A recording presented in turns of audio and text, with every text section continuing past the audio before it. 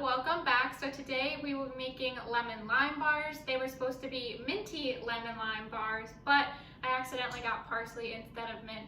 So today we're just making lemon lime bars, but they're gonna be delicious regardless. So first what you're going to do is measure out 1/4 teaspoon of granulated sugar, and then you're going to zest 3 lemons, and you're going to put the lemon zest right into the sugar. And then we're going to, with our hands, press the zest into the sugar so it is more aromatic. So let's do that now. You're going to want to combine it until it is about the texture of wet sand. So it only takes about a minute or so to incorporate that all together. But next what we're going to do is we're going to add in baking powder. So it's 1/4 teaspoon baking powder and then just a pinch of salt. So we're starting off by making the crumb. Next, you're going to add in the flour. I'm just going to switch bowls. So I'm going to add my sugar into my flour, and I'm just going to whisk it together.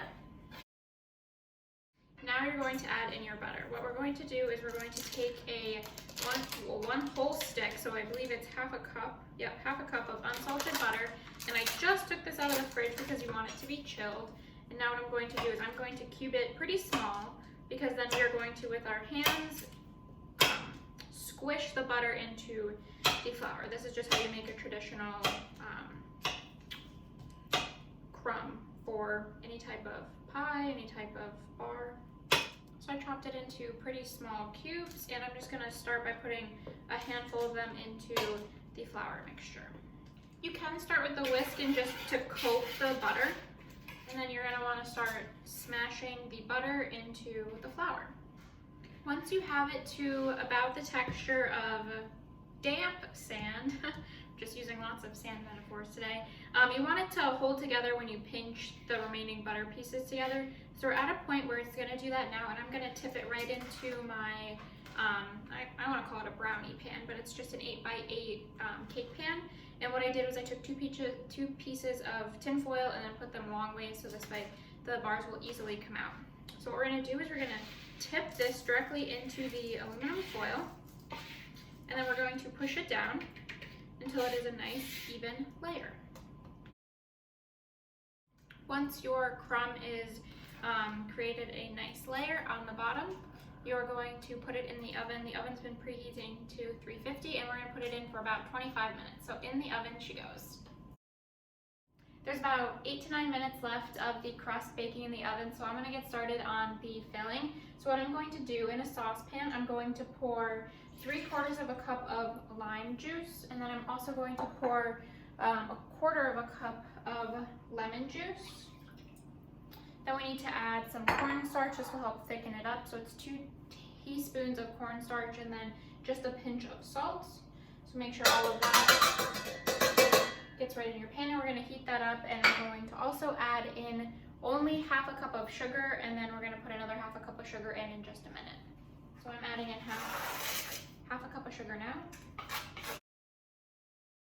So now I'm going to put this on the stove, which is heating up, and we're going to let all of the sugar dissolve, and then we're going to whisk it once it starts to thicken up. While my sugar is coming up to a boil, I'm going to add in my eggs to my stand mixer because it's supposed to beat vigorously, and I don't really want to do that by hand. So it is 5 egg yolks and 1 whole egg, and I'm going to put that in my stand mixer. My sugar on the stove started to thicken a little bit, so as you can see I took the mixture off of the heat. I'm just going to let it sit to the side. My eggs are in my stand mixer, so now I'm going to add in the remaining half a cup of granulated sugar. I'm going to whisk it on a low setting till it starts to froth up just a little bit until it combines. My timer just went off for the crust, so I'm going to check it now. The crust looks perfect. It is browning just a little bit. I'll tip it up so you can see it. I'm going to keep this off to the side, and it's going to cool as we finish making the curd. So what I'm going to do is I'm actually going to turn up my stand mixer another setting or two because we want the mixture to become a pale opaque color. Alright, I keep moving you guys, so hopefully you can see me better as I go through this, but my egg sugar mixture lightened up a couple of shades, which is what you want. And now what we're going to do is we're going to add about half of the hot mixture into the eggs. We're going to do this very, very slowly to bring up the temperature slowly. So actually I'm going to leave this on as I continue to whisk it, but I'm going to start off slow, so 1 tablespoon at a time, and I'm going to pour it right in, and it's supposed to continuously mix. I combined roughly half of the citrus mixture. Now what we're going to do is we're going to put the egg mixture back into the saucepan with the remaining citrus, mixture, and then we're going to put it back on the stove and cook it so it all comes together. We're going to put this on medium-low heat. All right, it is coming together very nicely. So we're just checking the consistency. You want it thick enough to coat the back of a spoon, which it does, but then you don't want it too thick where the whisk marks leave too much of a whisk mark. So I think we're at a good spot now, actually. I'm going to take it off the heat. I'll turn it so you can see, hopefully you can see it leaves a little bit of the whisk mark, but not too much. So now, take it off the heat. I'm actually gonna move you guys just a little bit. All right, you guys have been in a lot of different spots today, but I'm gonna move quickly for this last bit. So this did start to come together very quickly towards the end. What I'm going to do is add in a tablespoon of butter at a time and mix it until that lump of butter is completely melted. This is definitely a workout. Okay, so the curd came together very nicely. It didn't give me too much trouble at all. I am moving the crust a little closer to me, and what I'm going to do is pour the lemon curd right over top of the crust, and then we're going to level it out. Oh my gosh, this looks amazing.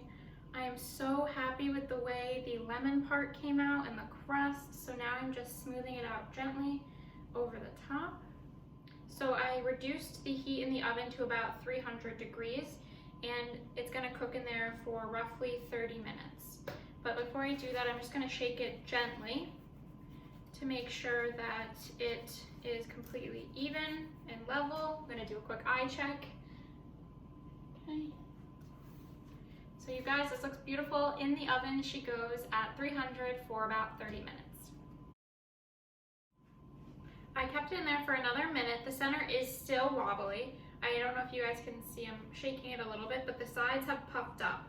And so the goal is to not overcook it, obviously, but it needs to cook enough where it will completely set. So it's going to need to cool for probably an hour. Just leave it off to the side, let it harden up a little bit, and then I'm gonna stick it in the fridge. I probably won't cut into this until tomorrow. I want it to set completely and be completely cooled. But thank you for joining me, everyone, and I will see you next time.